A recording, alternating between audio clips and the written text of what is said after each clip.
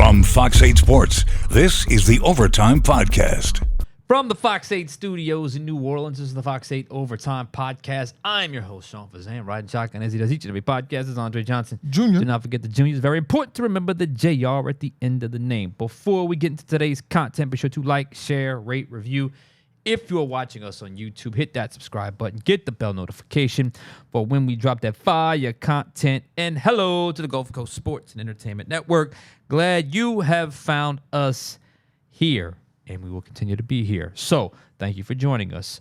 It is Wednesday, hump day in the city of New Orleans, and kind of a nasty weather day outside. I don't know what's going on with this weather lately, but heard the storms late last night. Pushed through like 2, 3 in the morning. Was been kind of gray outside today. This is coming off of a week where we had beautiful weather for Super Bowl Short week. sleeves.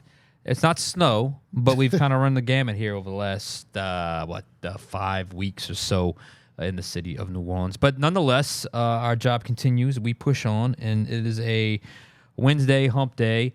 First off, how you feeling today?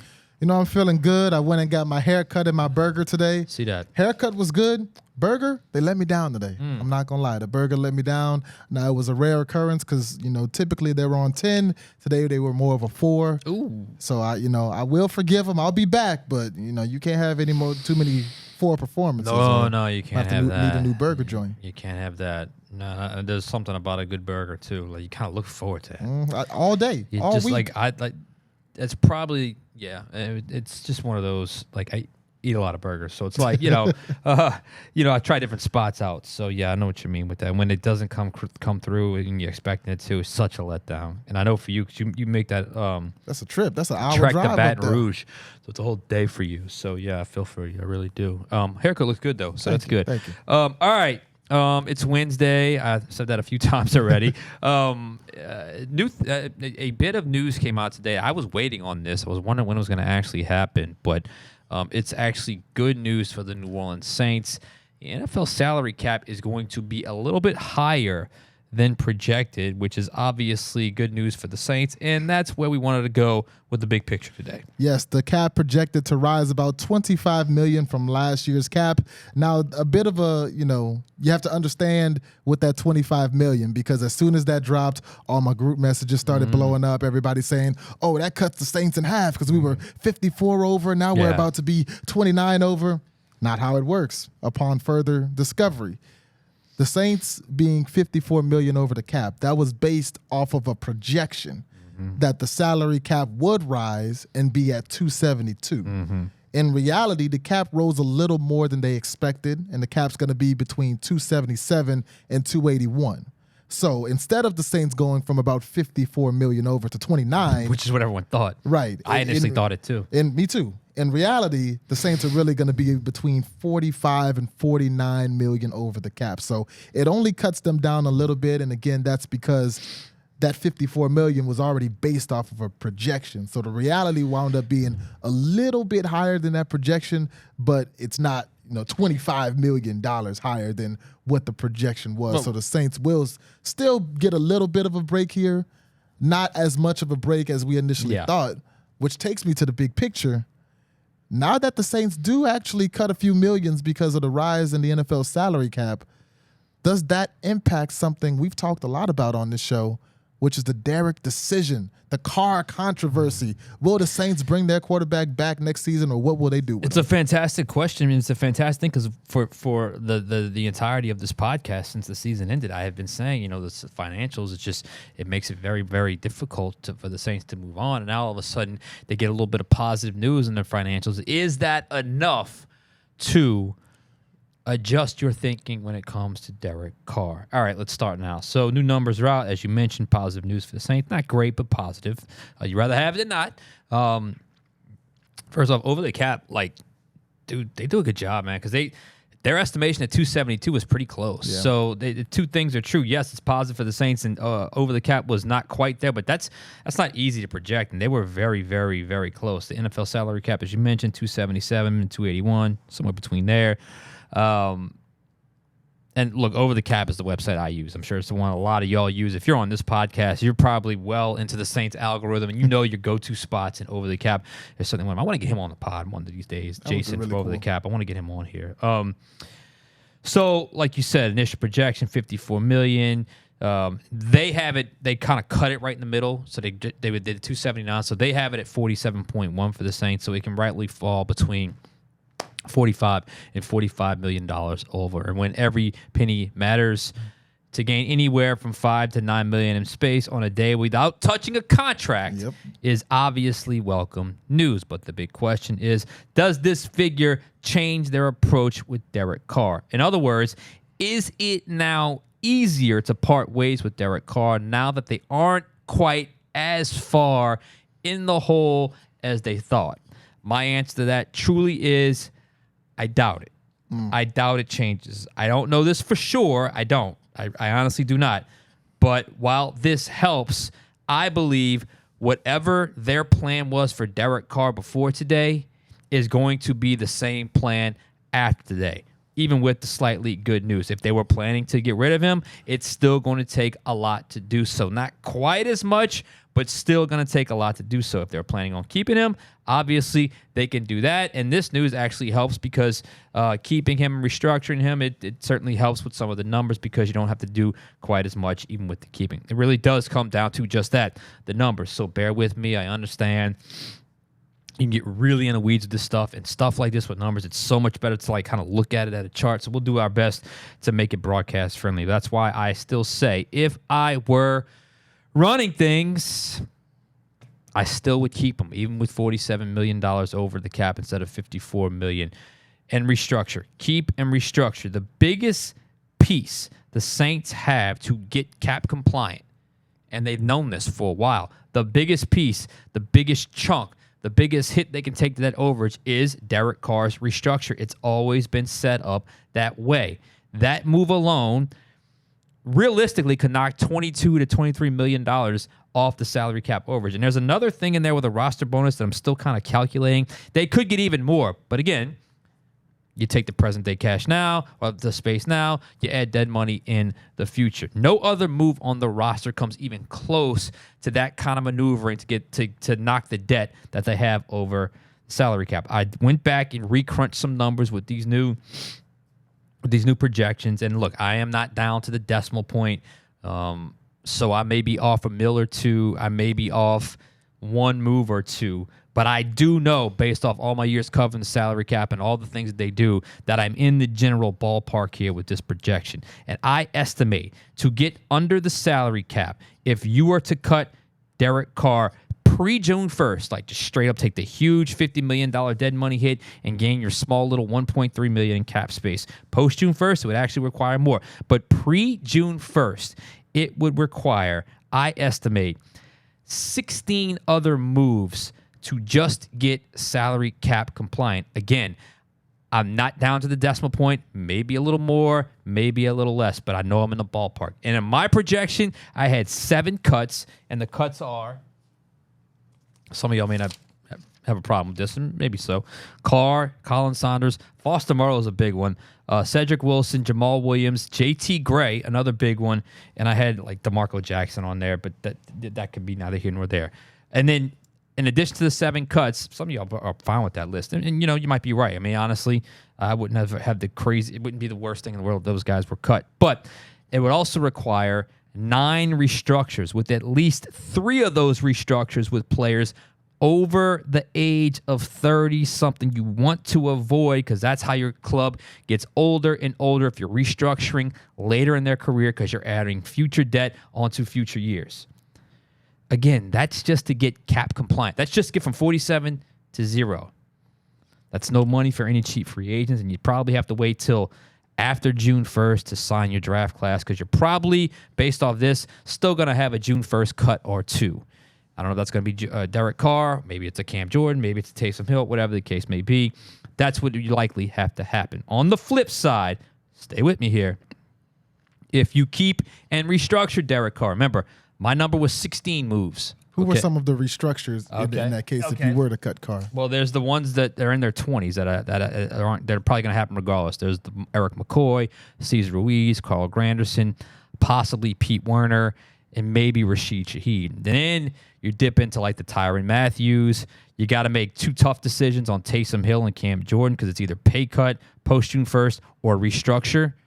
And then you got like Nathan Shepard. You probably got to consider Demario Davis as well. That's a lot of older players restructuring if you have to go down that route. Again, in the general ballpark, in the general neighborhood, not down to the decimal point, but you get the idea. A lot of moves have to happen. On the flip side, if you keep and restructure Derek Carr to get cap compliant, remember, my number was 16, okay?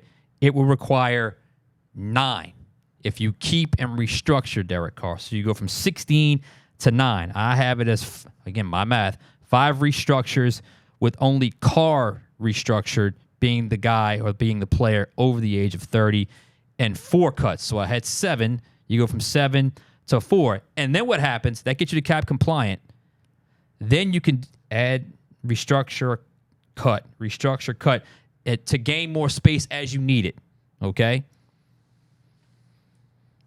No perfect answer here, but that's really where it lines up. And that's really why I've always come out on the side of, look, guys, it's just, it's 16 moves versus 9 moves. It's, it's having to cut more players than you want, or maybe you want to cut that many. I don't know. Whatever the case may be, it's just, to me, it's clearly the fastest way to get cap compliant by keeping and restructuring Derek Carr. I hope that made sense. I hope I didn't lose you too much. I know this can be somewhat confusing when you talk about broadcasting numbers, but that's what I try to do. I try to paint the picture of, all right, you cut Derek Carr, here are the 16 moves you have to make. You keep Derek Carr, here are the 9 moves you have to make, and then you can add more as you see fit with certain opportunities that become available, and you would need cap space to do so. Let me just say this, though, because I'm not here to celebrate Derek Carr. There are significant risks to keeping Derek Carr. I am aware of that. I'm not so team Carr to not see the fact that he is 34 years old. I think his play's been fine. I really have. I think his play's been exactly what he's always been his entire career. But my worry has always been, and I've said this a couple times, I'm worried about his body breaking down. I really am. We've always said he was a model of durability throughout his time with the Raiders. And in 2 seasons with the Saints, he's either missed or got knocked out of 11 games. And it's cost them on the football field his lack of availability. They're 1-10 in those games, only win coming against New York last year. So I understand if Kellen Moore looks at this and says, I want to move on from him. It's nothing personal. It's just I want to move on from him. He's 34. He's been banged up, whatever. And that's why I want to get to Kellen Moore for a brief second here, because I could be completely off base here. But part of me thinks the more I think about that press conference, the open-ended, non-committal press conference with Kellen Moore's thoughts on and his answers on Derek Carr, I don't know if that was about cutting Carr. I'm starting to think perhaps that was more on maybe they've been quietly calling some teams to gauge their interest in a potential trade with Derek Carr, to try to land a deal for Derek Carr. Cutting him is certainly possible, but as I laid out, it's very complicated. Keeping him and restructuring him, like I said, it's going to add future dead money, but also Kellen Moore may not want to go that way. And that's his right. He wouldn't have taken the job if he didn't have the final say-so when it comes to the quarterback position. And maybe the only way out, the best way out for all parties, is a trade. But like we said a few pods ago, that's the hardest to pull off. That's my quick, long-winded version of where I'm at with the Derek Carr and why I don't think the new numbers particularly help in terms of if you can get rid of them as easy as some may think. Right, and what you touched on towards the end, that's kind of what I was thinking. To me, what these new cap numbers come out to meaning, I like the trade option even more and more, because obviously if you trade him, you're going to get a lot more cap back than you would if you were to just cut him and get the $1 million back that you would get for cutting him. Whether you cut him post June 1st or not, you're getting $1 million back when you need it. If you were to restructure him, you talked about how much you get back if you restructure him. Trading puts you somewhere in the middle of that. Absolutely, yes. But because the Saints just got a break of about $5 to $9 million, trading essentially puts you where restructuring would have put you a week ago if we were doing the projections. Somewhere that maybe a little higher than Not that. quite as much, but yeah. Somewhere yeah. in that same ballpark. So to me, at this point, I think you really look into trading Derek Carr. It's kind of the best of both worlds. That's always been the best option. You get a decent amount of money back. You get a mid to low draft pick back. You get Derek Carr off the team. For the people who don't like Derek Carr here, it's more of a clean cut than maybe restructuring to pay some of the consequences down the line would be, or cutting him now to basically not get anything back for him. Because, if you cut him now, when I was little, I don't know how true this is, but when I was little, they told me if you pull a gray hair, 3 more grow in its place. And that's what they used to tell me. That's essentially what cutting Derek Carr is. Yeah, you're pulling that gray hair out and you're like, yeah, it's out my head. There we go. But cutting him just makes more problems. It's like you pop a zit and then something else comes up on your face. It's so complicated. Exactly. So cutting him, I get that some Saints fans just want to wash their hands of Derek Carr. I understand the thoughts, but it's unrealistic to cut him, not because of his talent and what he's put out on the field and what he's put on tape, but just because of the cap situation. Cutting him does not make a whole lot of sense. Restructuring could work. Financially, it's the best option. No doubt. But, again, down the line, restructuring people is what puts you in this position in the first place. You're the only team in the NFL that has to clear 60, 70 million just to get cap compliant and have room to make moves every offseason because of all the restructures that you made 4 or 5 years ago, and really since 18, 19, that whole pattern that the Saints have started. Yeah. So I always would like to go the path of the least amount of restructures. So to me, when I look at the 3 options, cut, it's not a real option. Restructuring, if you have to, sure. But at the top of that list to me is trade. And what these new cap numbers do is it makes it a little more realistic and a little more financially sound for you to pull the trigger on a Derek Carr trade. And there are teams that need quarterbacks in this league. There are teams that are not going to be able to draft a Shedeur Sanders or a Cam Ward. Maybe they would cover the Derek Carr. So, that door was already cracked. I think this new salary cap kind of opens the door a little more. But you got to find a dance partner. That's why I said it's the Can't hardest. Go to the dance by yourself. It's the hardest. It's the hardest to execute. And you got to find the price. You got to find what a team would be willing to pay. You got to. Are you negotiating? They're going to take some of the salary back. The Saints going to take more of the cap hit. I mean, it's not that. That's sure that's the best for all parties, but that's the messiest to get done because you could be on momentum to get something. All of a sudden, nope, last minute deal falls through. So I think the new numbers help the Saints regardless. They help the Saints regardless because when you were at 54 over and now you don't have to make a move and all of a sudden you're only 47 over, which is still double the next team in terms of how many salary cap overs that they have. Obviously, every penny counts and everything helps. But I still think it's still very difficult to cut him.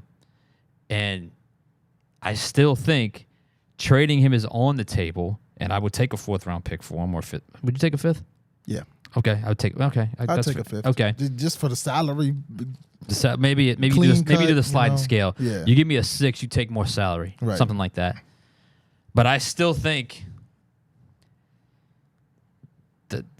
I'm still leaning on the side that they keep him in restructuring because I think that's the most likely outcome. Just because, like, if you get putting a percentage on it, what would you say? I would say 60% chance they keep him, something like that. I was gonna say probably 75% chance they keep him and restructure him. Maybe a 20% chance they trade him with a little 5% chance that they listen to the fan base and cut him and get $1 million back. It's in case you haven't figured it out, we've said this so many times on this pod. There's no easy answer. There's just no. We just laid out the 3 options, the only 3 options available, and there are no easy answers here when it comes to that position. And it would be a lot. This is the other part people are missing.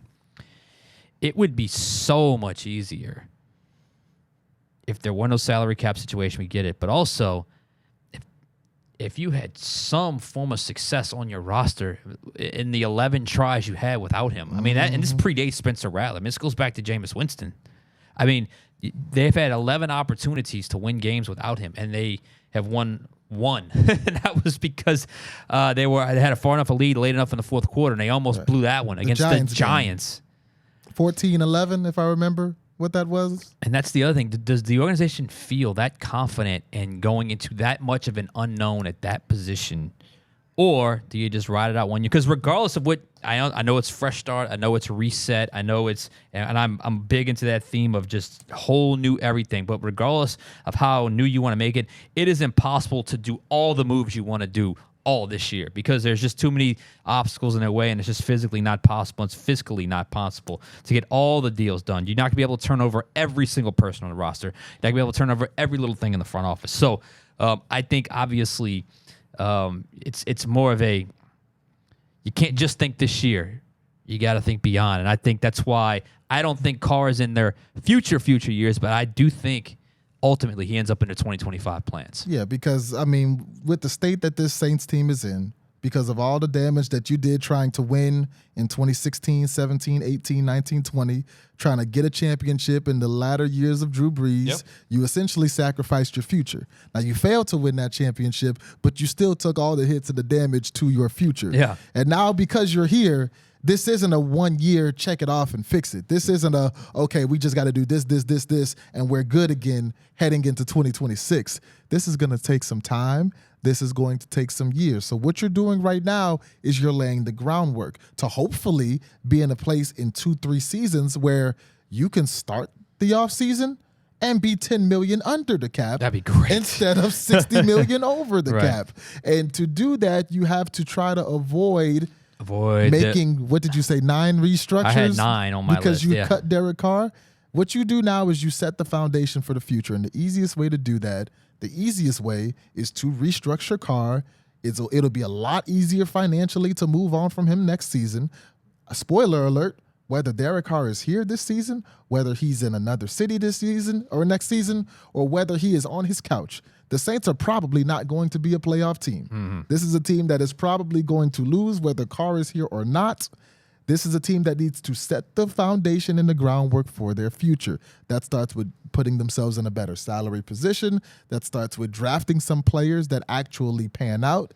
That starts with making some good free agency moves and starting to get this team, who's one of the oldest teams in the league, just a little bit younger. And that's where the marriage comes together, because you got to unwind and untangle the salary cap mess, but the other part of the equation is you got to get some young, fresh talent on some rookie deals that are going to come through and make some of these moves that you inevitably have to make easier and more obvious. That, like we just said with the quarterback, there's no obvious answer, and that's the most important position, and that's why I've always leaned towards him sticking around. But I look, until they say otherwise, we don't know. And we've talked about restructuring and everything. You know, in the future, there's going to be another, you're going to have to re-sign people. Yeah, right. They're going to want to be people who, you're going to have to make a Paulson Adebo decision eventually.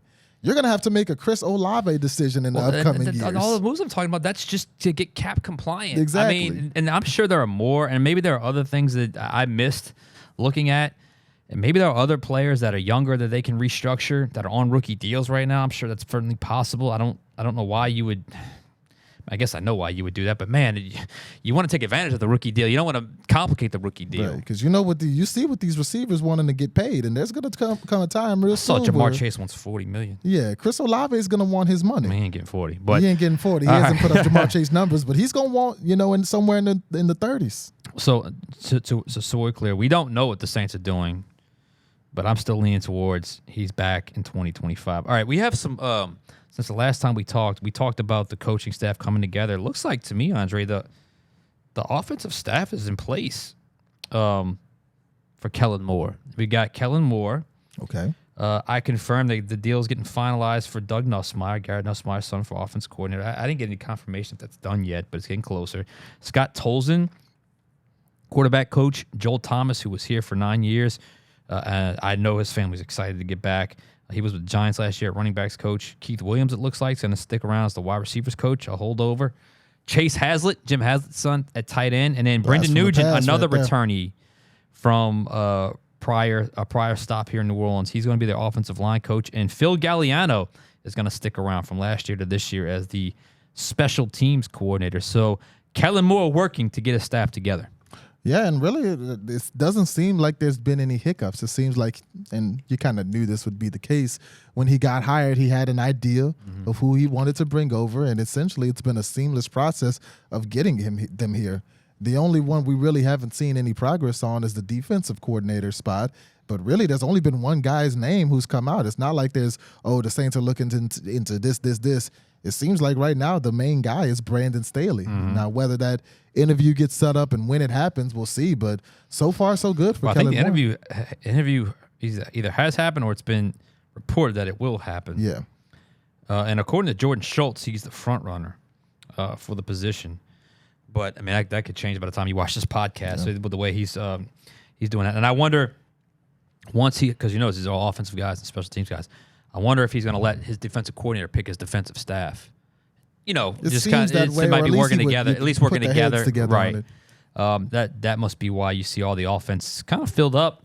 Special teams there'll be a number 2 special teams guy at some point, and then obviously defensive staff still gets filled. But that's obviously going to be a huge decision Kellen Moore has to make. Probably the biggest coaching hire he'll have to make is who he chooses as defensive coordinator.